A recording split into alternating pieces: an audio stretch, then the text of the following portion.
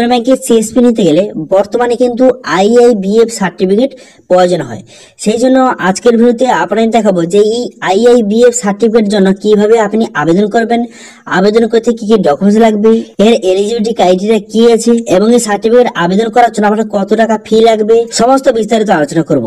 সেই জন্য ভিডিওটা প্রথম থেকে শেষ পর্যন্ত অবশ্যই দেখবেন মনোযোগ সহকারে এবং আমাদের চ্যানেলে প্রথমবার ভিজিট করে থাকলে আমাদের চ্যানেলটিকে সাবস্ক্রাইব করে রাখুন এবং পাশে থাকা বেল নোটিফিকেশনটিকে অন করে রাখুন, কারণ আমরা এরকম রিলেটেড নিত্য ভিডিও নিয়ে আসি। তো চলুন আজকে ভিডিওটা শুরু করা যাক। প্রথমত এই অফিসিয়াল চলে আসবেন, এর লিঙ্ক কিন্তু ভিডিও ডেসক্রিপশনে দিয়ে দেবো, সেখানে ডাইরেক্ট চলে আসবেন। এখানে আসার পর এই অফিসিয়াল অফিসটা এর কিন্তু সাবস্ক্রাইব করে রাখবেন, কারণ এখানে এরকম রিলেটেড নিত্য নতুন আপডেট দিতে হয়, সেজন্য সাবস্ক্রাইব করে রাখবেন। এরপরে দেখতে পাচ্ছেন যে বর্তমানে যে কোনো ব্যাংকে সিএসপি নিতে গেলে আইআইবিএফ সার্টিফিকেট কিন্তু প্রয়োজন হয়। সেই জন্য আজকের ভিডিওতে আইআইবিএফ সার্টিফিকেট সম্বন্ধে কিছু গুরুত্বপূর্ণ আপডেট দেবো।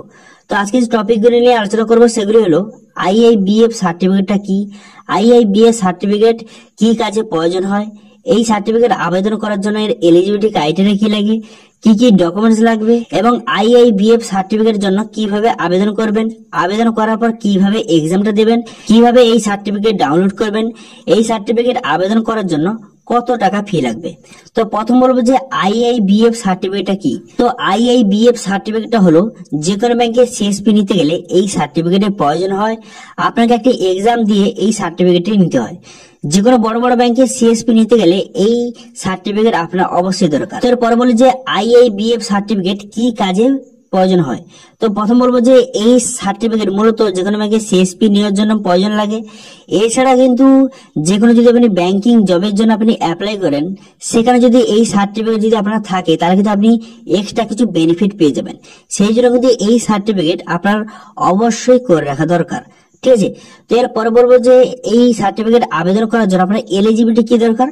তো আবেদনকারীর বয়স কিন্তু 18+ হতে হবে, আবেদনকারীকে কম্পিউটার সম্বন্ধে জ্ঞান থাকতে হবে, আবেদনকারীকে ব্যাংকিং সম্বন্ধে ধারণা থাকতে হবে, আবেদনকারীকে আন্ডার গ্রাজুয়েট, গ্রাজুয়েট অথবা পোস্ট গ্রাজুয়েট কিন্তু হতে হবে, ঠিক আছে। এই এলিজিবিলিটি থাকে তাহলে কিন্তু আপনি এই সার্টিফিকেটের জন্য আপনি আবেদন করতে পারবেন। তো এবার ডকুমেন্টস কি কি লাগবে। তো ডকুমেন্ট হিসাবে এখানে আধার কার্ড লাগবে, প্যান কার্ড লাগবে, রেশন কার্ড অথবা ড্রাইভিং লাইসেন্স দিতে পারেন অথবা ভোটার কার্ডও দিতে পারেন।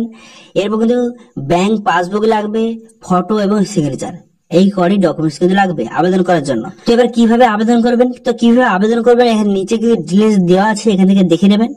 তো আবেদন করার জন্য প্রথমে এখানে অফিসিয়াল ওয়েবসাইট, এখানে কিন্তু চলে যেতে হবে, ঠিক আছে। এই অফিসিয়াল ওয়েবসাইট কিন্তু এখানে ক্লিক করবেন, ক্লিক করার সঙ্গে সঙ্গে আপনার সামনে নতুন একটি পেজ ওপেন হয়ে যাবে। তো চলে আসার পর এখানে দেখতে পাচ্ছেন এখানে আইআইবিএফ এর ফুল ফর্ম হচ্ছে Indian Institute of Banking and Finance. তো প্রথম কি করতে এখানে বেসিক ডিটেইলস আপনাকে ফিল আপ করতে হবে। প্রথমে এখানে মিস্টার বা মিসেস সিলেক্ট করে নেবেন, করে নেওয়ার পর তারপরে কি করবেন এখানে ফার্স্ট নেম বসিয়ে দেবেন, তার মিডল নেম এবং লাস্ট নেম কিন্তু বসিয়ে দেবেন, ঠিক আছে।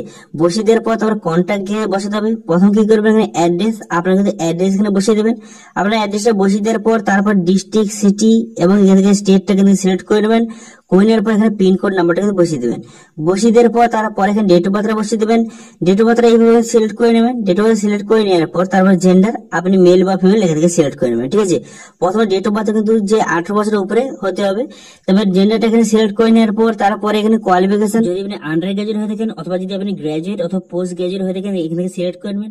যদি আন্ডার গ্রাজুয়েট সিলেক্ট করে থাকেন তাহলে যদি আপনি উচ্চ মাধ্যমিক পড়ে থাকেন, পাস করে থাকেন তাহলে কিন্তু এইচএসসি এটা সিলেক্ট করবেন।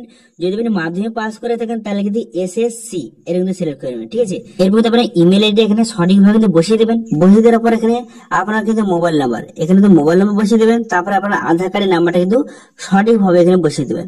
বসিয়ে দেওয়ার পর তারপরে কি করবেন এখানে ফটো, এখানে আপনার ফটো কিন্তু আপলোড করে নিতে হবে। ফটো এখানে আপলোড করে নেওয়ার পর তারপরে সিগনেচার, আপনার সিগনেচার কিন্তু এখানে আপলোড করে দেবেন। করে দেওয়ার পর এখানে সিলেক্ট ডকুমেন্টস, এর মধ্যে আপনি যেই ডকুমেন্টসটা আছে সেই ডকুমেন্টসটা সিলেক্ট করবেন। করার পর সেই ডকুমেন্টের নাম্বারটা এখানে বসিয়ে দেবেন এবং যেই ডকুমেন্টটা সিলেক্ট করলেন সেই ডকুমেন্টসটা এখানে আপলোড করে দেবেন, ঠিক আছে। ডকুমেন্টসটা আপলোড করে দেওয়ার সঙ্গে সঙ্গে এবং দেখে যে ডকুমেন্টস গুলি আপলোড করবেন এবং ফটো আপলোড করবেন কত কেবির মধ্যে আপলোড করবেন সেটা কিন্তু এখানে লেখা আছে। এখান থেকে আপনি দেখে কিন্তু আপনি ফটো, সিগনেচার এবং ডকুমেন্টসটা কিন্তু আপলোড করে দেবেন সঠিকভাবে, ঠিক আছে। তো আপলোড করে দেওয়ার পর তারপরে কি করবেন, এরপরে দেখতে পাচ্ছেন অপশন যে এক্সাম ডিটেলস। এরপর কিন্তু এক্সাম ডিটেলস কিন্তু আপনাকে বসাতে হবে। সেই জন্য কি করবেন এখানে দেখতে পাচ্ছেন এখানে আপনার যে মিডিয়াম, আপনি কোন মিডিয়াম থেকে সেটা সিলেক্ট করে নেওয়ার পর তারপর এখান থেকে আপনি কিন্তু সেন্টার নেমটা কিন্তু সিলেক্ট করে নেবেন। এখান থেকে আপনার নিয়ারে যে সেন্টার হয় সেই সেন্টারটা এখানে সিলেক্ট করে নেবেন। সেন্টারটা সিলেক্ট করার সঙ্গে সঙ্গে কত টাকা ফি লাগবে এখান থেকে শো করছে, দেখতে পাচ্ছেন 800 প্লাস জিএসটি। এটা কিন্তু দেখে নেবেন এখান থেকে। তারপরে এখান থেকে ভেন্যুটা কিন্তু এখান থেকে সিলেক্ট করে নেবেন, ঠিক আছে। এই সেন্টারের মধ্যে কোন ভেন্যুটা নিতে চান বা কোন ভেন্যুতে আপনি পরীক্ষাটা দিতে যাবেন সেই ভেন্যুটা এখান থেকে সিলেক্ট করে নেবেন। সেই ভেন্যুটা এখান থেকে সিলেক্ট করে নেওয়ার পর তারপরে ডেট, এই ডেটটা কিন্তু এখান থেকে সিলেক্ট করে নেবেন। ডেটটা সিলেক্ট করে নেওয়ার পর তারপরে এখানে টাইমটা কিন্তু সিলেক্ট করে নেবেন, ঠিক আছে। ডেট এবং টাইমটাকে সিলেক্ট করে নেবেন। এই ডেট এবং টাইমে আপনাকে এক্সামটা দিতে হবে এই ভেন্যুতে। এবং এই সিলেক্ট করে নেওয়ার পর কতগুলি সিট বর্তমানে অ্যাভেলেবেল আছে এখান থেকে কিন্তু শো করছে, দেখতে পাচ্ছেন বর্তমানে কিন্তু 5টি সিট অ্যাভেলেবেল আছে। সেই জন্য কিন্তু এই ডেটটা সিলেক্ট করে নেবেন। করে নেওয়ার পরে এরপর কিন্তু দেখছো সেন্টার কোড এখানে দেওয়া আছে। এরপরে যেটা করতে হবে এরপরে কিন্তু আপনি নিচের দিকে আসবেন। নিচের দিকে আসার পর এখানে কিন্তু আপনি ঠিক চিহ্ন মারবেন, আই অ্যাকসেপ্ট। এখানে ঠিক চিহ্ন মারার পর এখানে সিকিউরিটি কোডটা বসিয়ে এখানে কিন্তু প্রসিড টু পেমেন্ট এই অপশনে কিন্তু ক্লিক করবেন। এই অপশনে ক্লিক করার পর তারপরে এই যে 800 টাকাটা এটা কিন্তু পেমেন্ট করে দিতে হবে। এটা পেমেন্ট করে দেওয়ার পর তারপরে কিন্তু একটা আপনাকে রেজিস্ট্রেশন নাম্বার একটা দেবে, একটা রিসিপ্ট বেরোবে। সেই রিসিপ্টটা কিন্তু আপনি প্রিন্ট করে রাখবেন, ঠিক আছে। যখন আপনি পরীক্ষা দিয়ে যাবেন এই রিসিপ্টটা কিন্তু সেখানে কিন্তু নিয়ে যেতে হবে অবশ্যই, ঠিক আছে। সেই কিন্তু এই রিসিপ্ট এবং সমেত আপনার যে ডকুমেন্টস লাগবে সেই ডকুমেন্টস কিন্তু আপনি নিয়ে যেতে হবে এবং সেখানে কিন্তু এক্সামটা দিতে হবে। যেই এক্সাম সেন্টারটা আপনি সিলেক্ট করলেন সেখানে এক্সামটা আপনাকে দিতে হবে। এক্সামটা দেওয়ার পর তারপরে কিন্তু আপনাকে এই এক্সামে মিনিমাম কিন্তু 50% নাম্বার পেতে হবে। 50% যদি নাম্বার পেয়ে থাকেন তাহলে আপনি পাস হয়ে যাবেন এবং সার্টিফিকেট কিন্তু ডাউনলোড করতে পারবেন, ঠিক আছে। সার্টিফিকেট ডাউনলোড করার জন্য এখানে চলে আসবেন। এখানে চলে আসার পর এখানে আপনার যে রেজিস্ট্রেশন নাম্বার সেই রেজিস্ট্রেশন নাম্বারটা এখানে বসিয়ে দেবেন। বসিয়ে দেওয়ার পর সিকিউরিটি কোডটা বসিয়ে এখানে গেট ডিটেইলস অপশনে ক্লিক করে এখান থেকে আপনি সার্টিফিকেট কিন্তু ডাউনলোড করতে পারেন, ঠিক আছে। তো এইভাবে কিন্তু আপনি আইআইবিএফ সার্টিফিকেটের জন্য আপনি আবেদন করতে পারেন এবং কিন্তু এখান থেকে আপনি সার্টিফিকেটটা এইভাবে কিন্তু ডাউনলোড করতে পারেন। এবং এই আইআইবিএফ যে সার্টিফিকেটের জন্য আপনি এক্সামটা দেবেন এর কোশ্চেনগুলি কিভাবে হয় বা কোন প্যাটার্নে হয় বা কোশ্চেনগুলি আপনি যদি চান তাহলে তো কমেন্ট করে জানান, তাহলে আপনাদের এই কোশ্চেনগুলি আমি প্রোভাইড করে দেবো। এবং আজকে ভিডিও যদি একটু ভালো লেগে থেকে ভিডিওটা লাইক করে দেবেন এবং ভিডিও কিন্তু বন্ধুর সঙ্গে শেয়ার করে দেবেন। এবং আমাদের চ্যানেলে প্রথমবার ভিজিট করে থাকলে আমাদের চ্যানেলটিকে সাবস্ক্রাইব করে রাখুন এবং পাশে থাকা বেল আইকনটিকে অন করে রাখুন, কারণ আমরা এরকম রিলেটেড নিত্য ভিডিও নিয়ে আসি। আজকে ভিডিওটা এই পর্যন্তই, দেখা হচ্ছে নেক্সট ভিডিওতে। Thank you.